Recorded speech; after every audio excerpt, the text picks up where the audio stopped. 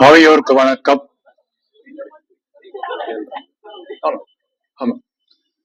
அவையோருக்கு வணக்கம்.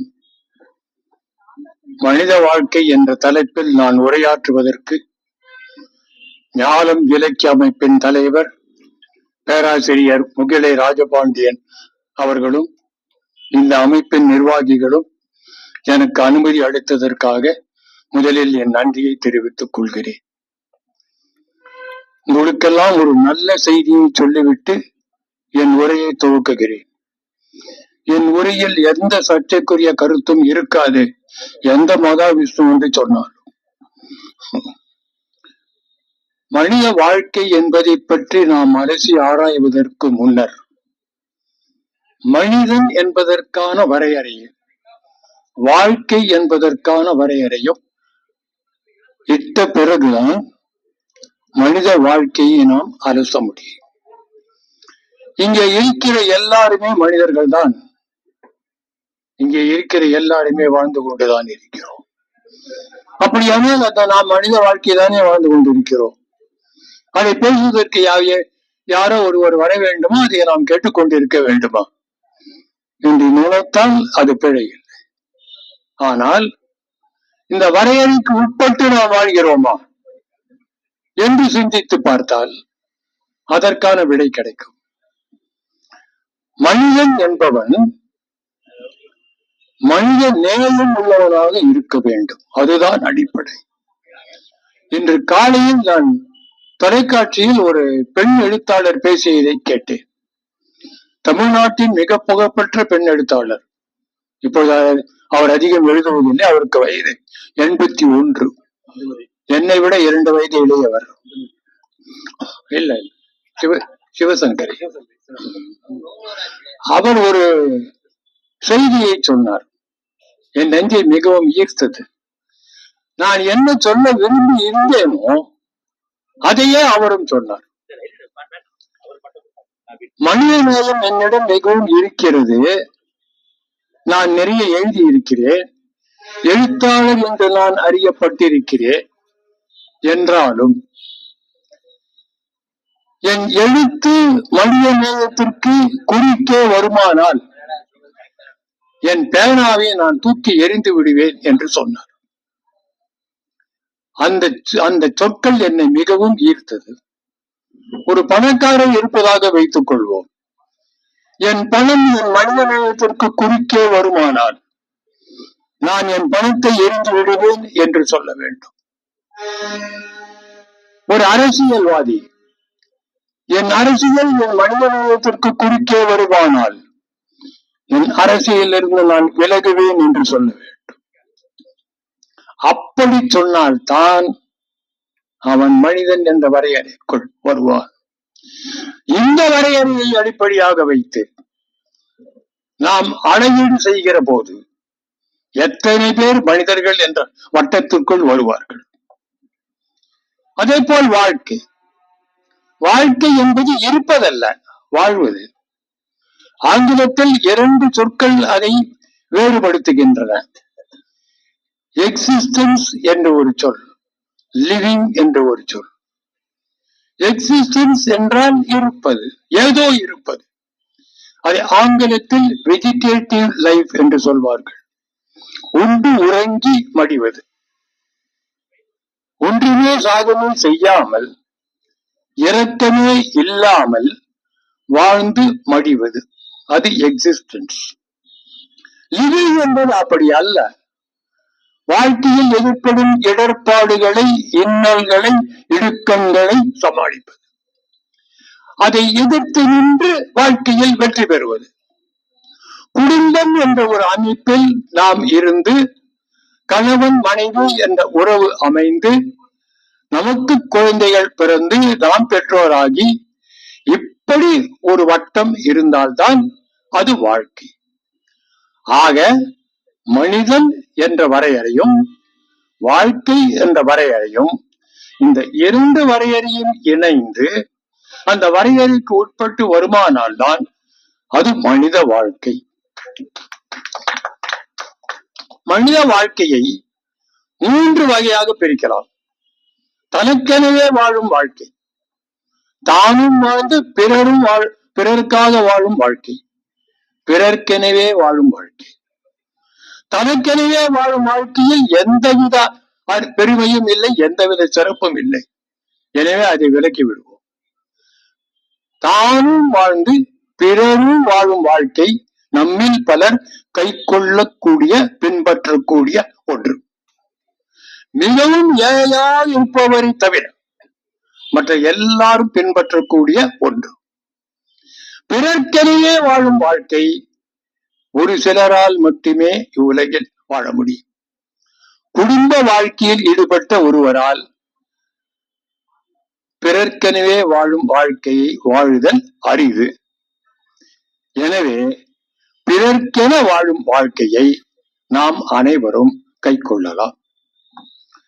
கலைவாணர் NS கிருஷ்ணன் ஒன்றை சொன்னார். மனிதர்கள் 50 வயதுக்குள் இறந்து விட வேண்டும் என்று சொன்னார். சொன்னபடியே அவர் இறந்தார். அவர் இறந்த போது அவருக்கு வயது 49. மனிதர்கள் சொன்னபடி வாழ்வதே கடினம், சொன்னபடி இறப்பது அதைவிட கடினம். அந்த சாதனையை செய்து காட்டினார் கலைவாணர். அவர் வாழ்ந்த போது பலரையும் சிரிக்க வைத்தார், அவர் இறந்த போது பலரையும் ஆழ வைத்தார். அள்ளி அள்ளி கொடுத்தவர் அவர், சொல்லி சொல்லி சிரிக்க வைத்தவர் அவர். அவர் இறந்த பின்னும் மக்கள் உள்ளத்தில் இரவாமல் வாழ்ந்தார். ஏனென்றால் அவர் தனக்கென மட்டும் வாழாமல் பிறர்க்கெனவும் வாழ்ந்தார். வாழ்க்கையை பற்றி நீங்கள் நுணுகி பார்த்தால், ஒரு ஆங்கில கவிஞர் சொல்வது போல், life is full of empty dreams என்கிறார். வாழ்க்கை முழுவதும் வெற்று கனவுகளால் ஆனது என்று அந்த ஆங்கில கவிஞன் சொல்கிறார். நான் சொல்கிறேன் நண்பர்களே, வாழ்க்கையே ஒரு கனவுதான். Life itself is a dream. ஒரு மனிதன் வாழ்ந்து முடிந்த பின் அல்லது மடிந்த பின் அவன் வாழ்ந்த வாழ்க்கையே ஒரு கனவு போல் ஆகிவிடுகிறது. நாம் கடந்து வந்த பாதையை சற்றே நீங்கள் பின்னோக்கி பார்த்தால், நாம் சிறுவர்களாக இருந்ததும், பள்ளியில் படித்ததும், பள்ளியில் நண்பர்களுடன் மகிழ்ந்து விளையாடியதும், பேசியதும், வேலைக்கு போனதும், திருமணம் ஆனதும், பிறகு பெற்றோர் ஆனதும், இவைகளையெல்லாம் சற்றே திரும்பி பார்த்தால் கடந்து வந்த பாதை ஒரு கனவு போல் தோன்றுகிறது.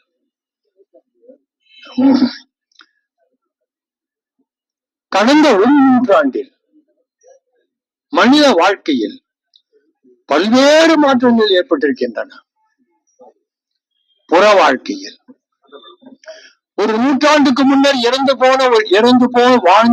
போன ஒரு மனிதர் இங்கு வந்தால், இங்கு காணும் பல கருவிகளை கண்டு அவர் வியப்பார்.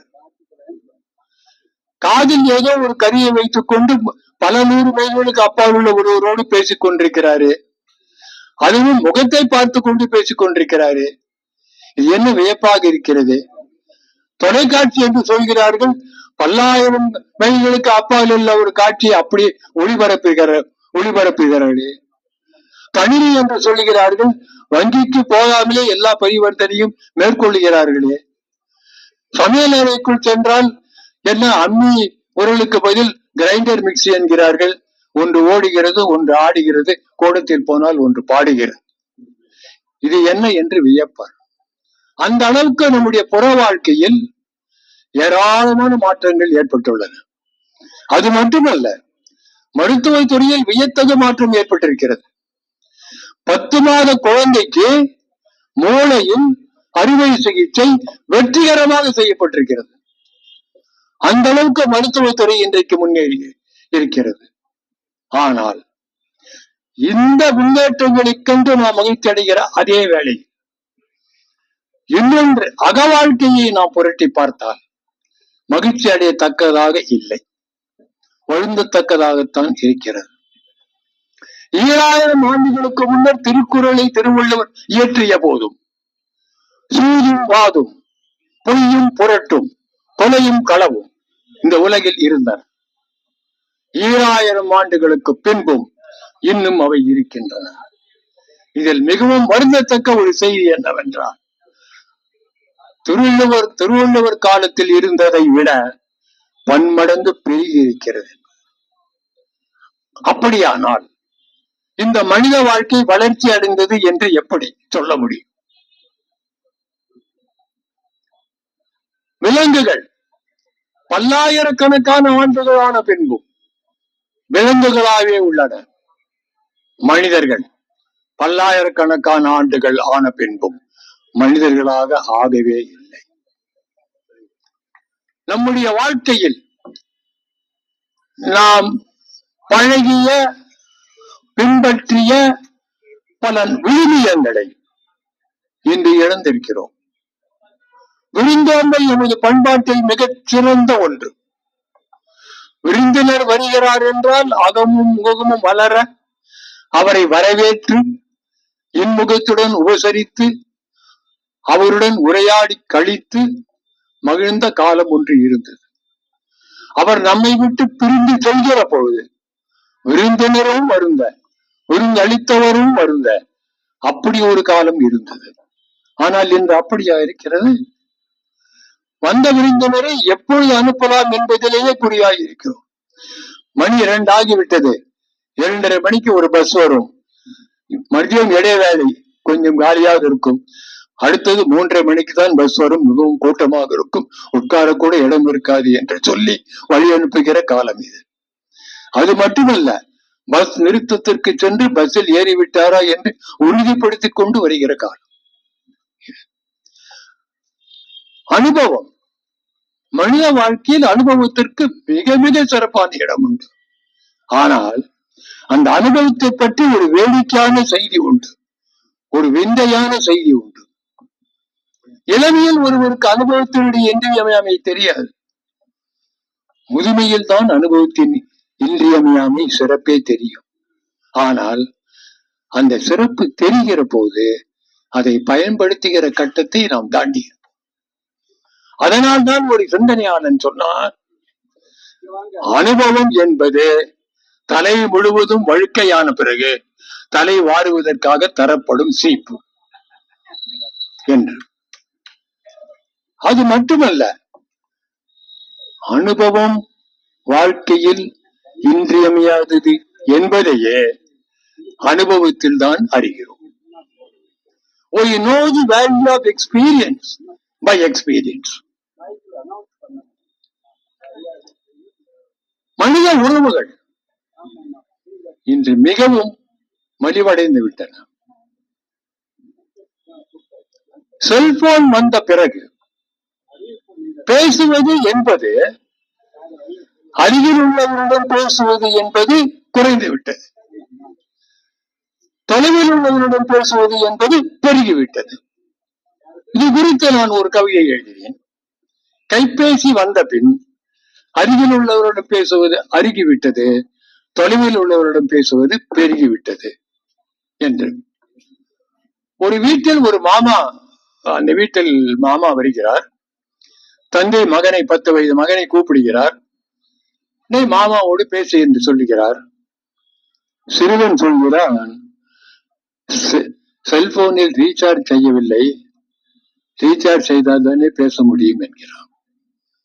சோ பேசுவது என்றாலே செல்போனில் பேசுவதுதான் என்றாகிவிட்டது.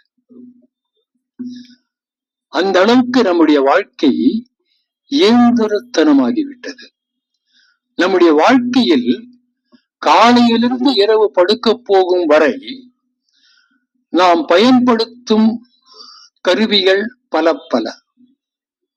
இந்த கருவிகளோடு நாம் உறவு கொண்டு நம் வாழ்க்கையே ஒரு இயந்திரத்தனமான வாழ்க்கையாக ஆகிவிட்டது.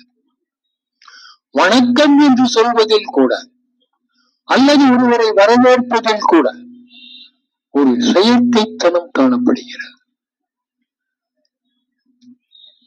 ஒவ்வொரு மனிதனும் பல்வேறு முகமூடிகளை அணிந்து கொண்டிருக்கிறார்கள். வீட்டுக்கு ஒரு முகமூடி, வெளியே ஒரு முகமூடி. அந்த முகமூடியை எப்போது கழற்றுகிறார்கள் என்பதுதான் தெரியவில்லை. ஆக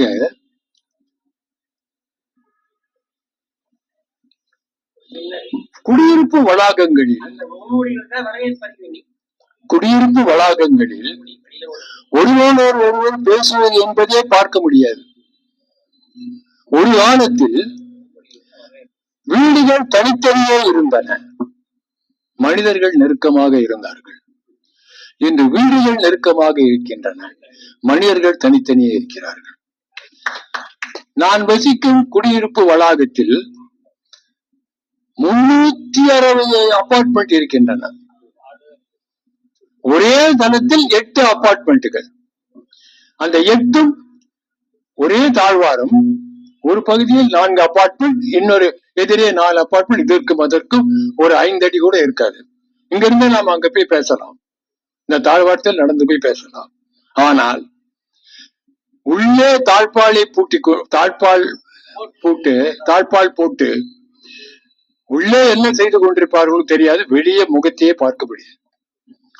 அப்படியே முகத்தை பார்த்தாலும் ஒருவர் பேசவே மாட்டேன் என்று உறுதிமொழியை எடுத்திருப்பார்கள்.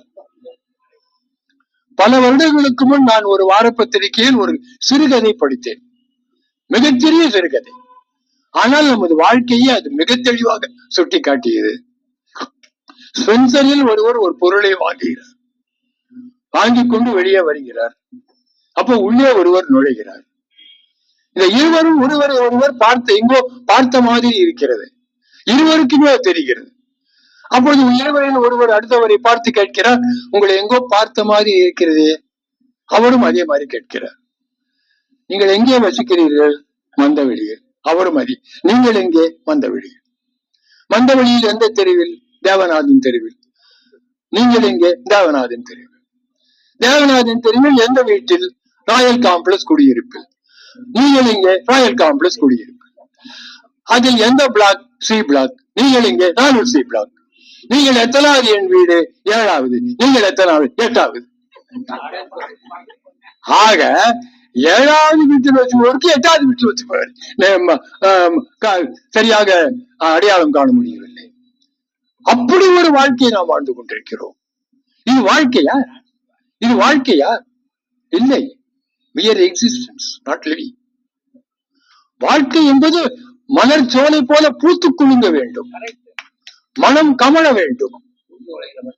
தினம் தினம் மலர்வது போல் தினம் தினம் வாழ்க்கை மலர வேண்டும். அதுதான் வாழ்க்கை.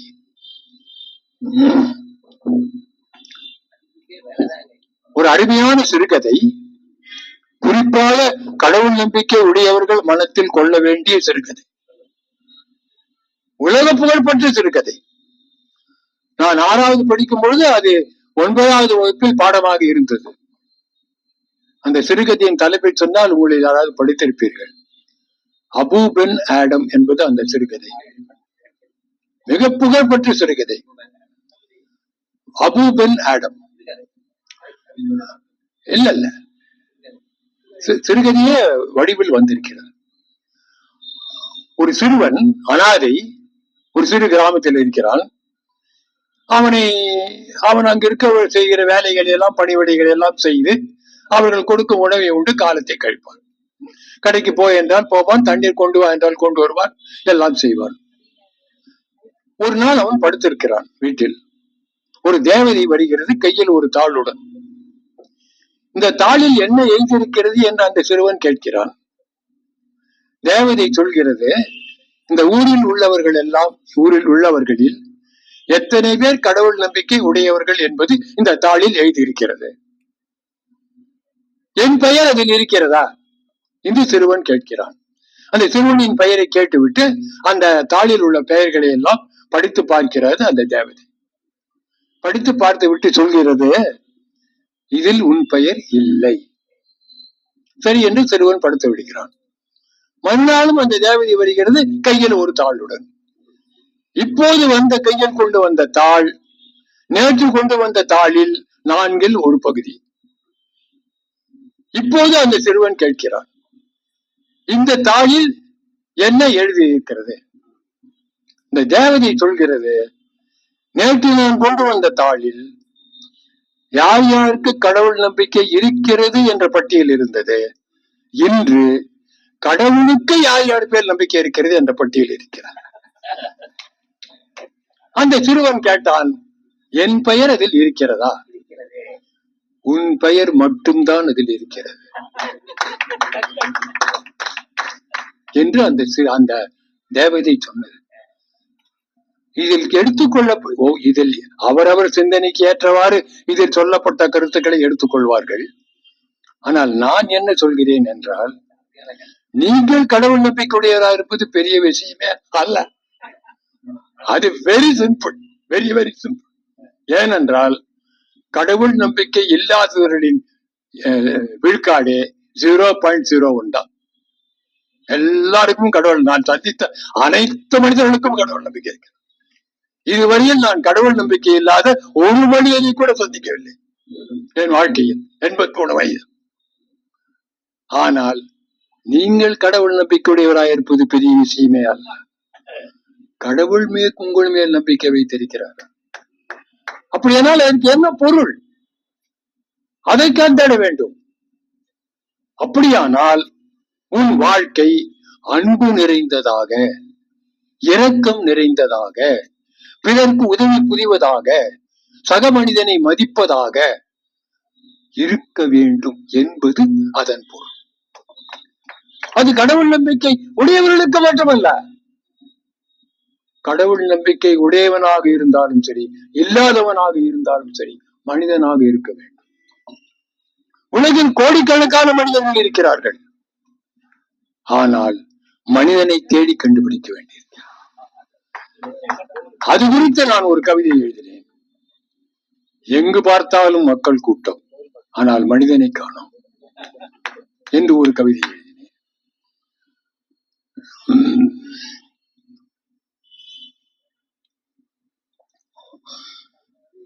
எத்தியோப்பியா என்ற ஒரு நாடு, கிழக்கு ஆப்பிரிக்க நாடு. அந்த நாட்டில் பசியாலும் பட்டினியாலும் லட்சக்கணக்கான மக்கள் இறந்து போனார்கள். அது எனக்கு எப்படி தெரியும் என்றால், பிபிசி ஒலிபரப்பில் நான் அதை பார்த்தேன். மனித உடம்பில் எத்தனை எலும்புகள் இருக்கின்றன என்பதை அந்த சிறுவர்களை பார்த்தாலே தெரிந்து கொள்ளலாம். பாத்தீங்களா? அந்த சிறுவர்களை பார்த்தாலே தெரிந்து கொள்ளலாம். ஆமா, எலும்பு கூட அப்படியே தெரியும். அந்த அளவுக்கு பட்டினியும் பஞ்சமும். நான் என்ன சொல்ல வருகிறேன் என்றால், உலகில் இவ்வளவு வளம் இருந்தும், செல்வ செழிப்புள்ள நாடுகள் இருந்தும், ஒரு நாட்டில் லட்சக்கணக்கான மக்கள் பட்டினியாலும் பசியாலும் பரிதவித்து இறக்கிறார்கள் என்றால் நம்முடைய மனித வாழ்க்கைக்கு என்ன மதிப்பு? ஒருவன் சொன்னான், மிக அழகாக ஒரு கருத்தை சொன்னான். அனாதை என்று இந்த உலகம் ஒருவன் இருந்தான், அது மனித இனத்திற்கே வெட்கக்கேடு. ஏனென்றால் அப்படி சொன்னதற்கு என்ன காரணம் என்றால், கோடிக்கணக்கான மனிதர்கள் நிறைந்த இந்த உலகில் ஒரு அனாதைக்கு உதவுவதற்கு ஆட்கள் இல்லையா என்பது அதன் பொருள். நல்லது செய்வதில் கூட சில நேரங்களில் நாம் தயங்க வேண்டியிருக்கிறது. என் வாழ்க்கையில் எனக்கு அப்படி ஒரு அனுபவம் ஏற்பட்டது. என்னால் மனித வாழ்க்கை என்பதால் வாழ்க்கையில் ஏற்பட்ட அனுபவங்களை உங்களோடு பகிர்ந்து கொள்கிறேன். ஒரு முறை நான் இருக்கும் வளாகத்தில், இப்பொழுது இருப்பதல்ல, முன்பே இருந்தது, அந்த வளாகத்தில் மேலே 4 குடியிருப்புகள், கீழே 4 குடியிருப்பு. மேலே இருப்பவர்களுக்கு ஒரு கடிதம் வந்தது. அது தபால்காரர் என்னிடம் கொடுத்தார். நான் வாங்கிக் கொள்ளலாமா என்று அவரை கேட்டேன். வாங்கிக் கொள்ளலாம் சார், வந்ததும் கொடுத்து விடுங்கள் என்றார். நான் மிகவும் நல்ல காரியம் செய்வதாக நினைத்துக் கொண்டு அந்த தபால் பகையை வாங்கிக் கொண்டேன். அவர்கள் இங்கே வெளியூர் போனவர்கள் வந்ததும் கொண்டு போய் கொடுத்தேன். நீங்கள் எல்லாம் என்ன நினைப்பீர்கள்? கொடுத்ததற்கு நன்றி சொல்லி இருப்பார்கள் என்று நினைக்கிறேன். அதுதானே நடந்திருக்கும் பொதுவாக. அதுக்கு நேர் மாறாக, எதற்காக இந்த கடிதத்தை வாங்கினீர்கள் என்று கேட்டார்கள். எனக்கு என்ன சொல்வதென்றே, ஏன்னா நான் அந்த கேள்வியை எதிர்பார்க்கவே இல்லை. எனக்கு என்ன சொல்வதென்றே புரியவில்லை. மன்னிக்கவும், நான் இனிமேல் வாங்க மாட்டேன் என்று சொன்னேன். இப்படி கேட்டதற்கு என்ன காரணம் என்று எனக்கு தெரிவதற்காக அந்த குடியிருப்பில் முதல் குடியிருப்பு வந்தவரை போய் நான் கேட்டேன். அப்பொழுது அவர் எல்லாரை பற்றி நன்கா அறிந்து வைத்திருப்பவர். அவர் ஒரு செய்தியை சொன்ன போது என் உள்ளம் கலங்கியது. அவர் என்ன சொன்னார்? நீங்கள் இந்த கடிதத்தை வாங்கியதற்காக மட்டும் அவர்கள் உங்களிடத்தில் வெறுப்பை காட்டவில்லை. இது மாதிரி எனக்கு எத்தனை கடிதங்கள் நீங்கள் வாங்கி கொடுக்காமல் வைத்து விட்டீர்களோ என்ற எண்ணத்தில் பிரதிபலிப்பது என்றார். ஓஹோ, அப்போதான் நான் நினைத்தேன், நல்லது செய்யவது கூட கொஞ்சம் தயங்கித்தான் செய்ய வேண்டும் போல இருக்கிறது. அதில் கூட நமக்கு ஏமாற்றம் வந்தால் கூட பரவாயில்லை, நமக்கு தவறான பெயர் வந்துவிடக் கூடாது என்று நான் எண்ணினேன். அப்படித்தான் ஒரு நல்ல செயலை செய்ய இருந்தவன் நிறுத்திவிட்டேன். எங்கள் வீட்டுக்கு வாயிலில் ஒரு வேலைக்காரம்மா தன் சிறுவனை கூட்டி கொண்டு போகிறார். இந்த சிறுவனுக்கு ஒரு 5 வயது இருக்கும். நல்ல வெயில். சிறுவனின் காலில் செருப்பு இல்லை. எனக்கோ நெஞ்சம் படபடக்கிறது. ஐயோ பாவம், அந்த சிறுவனின் காலில் செருப்பு இல்லையே, நான் வாங்கி கொடுக்கலாமா, பக்கத்திலே செருப்பு கடை இருக்கிறது என்று எண்ணினேன். இந்த அனுபவம் எனக்கு கை கொடுத்தது. நாம் ஏதாவது சொல்ல போய் அந்த அம்மா ஏதாவது தப்பா நினைச்சுக்கிட்டு நம்மகிட்ட சண்டை ஓட்டா ஊரில் இருக்கவன்லாம் நம்ம அடிக்க வந்துருவோம். வேண்டாம் பாய், வேண்டான்னு விட்டுட்டார். நல்லது செய்வதற்கு கூட தயங்க வேண்டியிருக்க. இந்த உலகில் பாருங்கள்,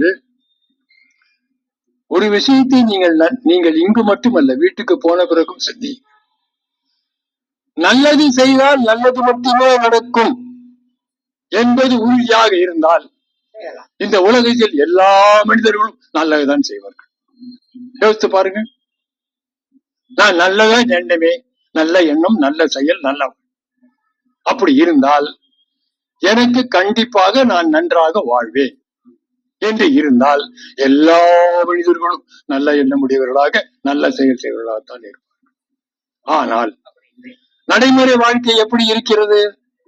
ஊரை ஏற்று கொள்ளையடித்தவன் உல்லாசமாக இருக்கிறான், உழைத்து கழுத்தவன் உருக்குலைந்து போகிறான்.